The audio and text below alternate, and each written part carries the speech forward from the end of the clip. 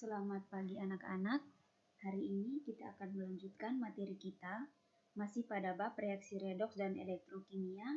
Khususnya kita akan membahas mengenai korosi atau perkaratan pada besi. Korosi atau perkaratan adalah peristiwa yang sering kita lihat terjadi di sekitar kita. Nah, sebenarnya korosi ini adalah peristiwa elektrokimia di mana logam mengalami oksidasi dan oksigen atau udara mengalami reduksi.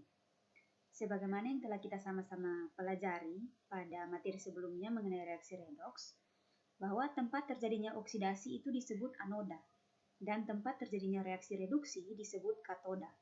Nah, jadi pada peristiwa korosi, logam akan bertindak sebagai anoda, tempat terjadinya reaksi oksidasi, dan oksigen atau udara terbuka akan bertindak sebagai katoda, tempat terjadinya reaksi reduksi. Nah, sekarang anak-anak perhatikan pada gambar ini. Paku atau besi yang mengalami kontak dengan udara terbuka. Pada anoda, besi atau Fe ini akan mengalami reaksi oksidasi, di mana dia akan melepaskan dua elektron, menyebabkan besi Fe ini berubah menjadi ion Fe2+. Nah, elektron yang dihasilkan pada reaksi oksidasi di anoda ini akan bergerak menuju ke katoda, akan bereaksi dengan oksigen, menyebabkan oksigen mengalami reaksi reduksi, menghasilkan H2O dan OH-.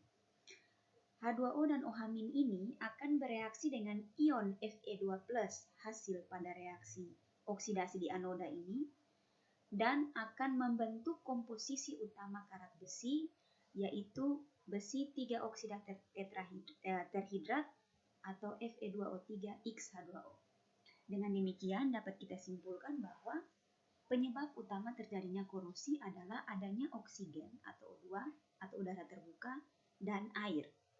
Dan proses korosi ini dapat dipercepat oleh adanya larutan elektrolit, contohnya asam dalam hal ini misalnya H2SO4 dan HCl, serta garam misalnya NaCl. Oleh karena itu, kalau sering anak-anak nonton berita mengenai polusi udara yang terjadi sekarang ini, menyebabkan hujan yang turun ke bumi itu pH-nya sudah rendah. Hujan itu sudah bersifat sebagai hujan asam. Nah, hujan asam ini dapat mempercepat terjadinya proses korosi. Nah, korosi juga dapat kita cegah.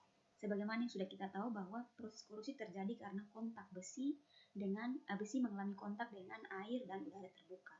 Maka untuk mencegah terjadinya korosi, kita harus mencegah besi untuk kontak langsung dengan air atau udara terbuka atau oksigen. Cara yang pertama adalah kita melakukan proses pengecatan. Ini sering kita lakukan. Jadi lapisan cat ini berfungsi untuk mencegah kontak langsung besi dengan oksigen dan air. Hanya jika cat tergores atau terkelupas, maka korosi akan mulai terjadi dan dapat menyebar di bawah cat yang masih utuh.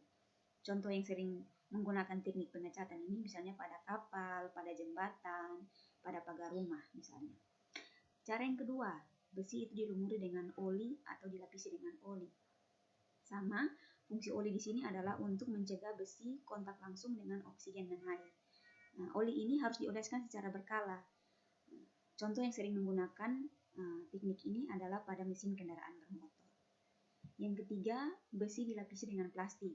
Sama fungsinya untuk mencegah besi kontak langsung dengan udara dan air. Contoh yang sering menggunakan teknik ini adalah pada peralatan dapur, contohnya rak piring atau rak pengering ini.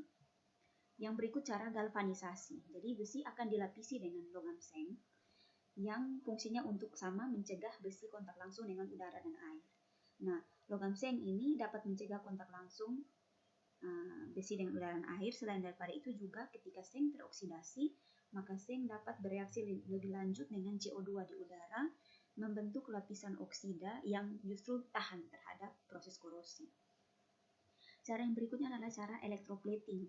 Jadi electroplating ini maksudnya kita melapisi besi dengan logam lain yang lebih tahan terhadap proses oksidasi, lebih tahan terhadap proses korosi ini. Jadi logam tersebut dia tidak mudah teroksidasi. Contohnya adalah perak atau timah misalnya, atau emas, dilapisi dengan emas. Nah, logam-logam tersebut adalah logam-logam yang tahan terhadap reaksi oksidasi sehingga tidak mudah mengalami korosi atau perkaratan. Yang berikut ada cara perlindungan katoda. Perlindungan katoda ini dilakukan dengan cara menghubungkan logam dengan logam yang akan kita lindungi, misalnya dalam hal ini besi, dengan logam lain yang mempunyai potensial elektroda yang lebih rendah. Sehingga ketika oksidasi terjadi, logam yang kita gunakan sebagai pelindung itulah yang akan mengalami korosi atau berkarat, sedangkan besi akan terlindung, besi tidak akan mengalami proses perkaratan. Nah, contoh yang sering menggunakan teknik ini adalah pipa bawah tanah atau pipa di dalam air. Nah, demikian materi korosi kita pada hari ini. Silakan anak-anak pelajari materi-materi selanjutnya, materi-materi ini. Kemudian apabila ingin bertanya silakan menghubungi Ibu dan akan Ibu jawab di grup. Tugas juga akan Ibu sampaikan melalui grup. Sekian dan terima kasih.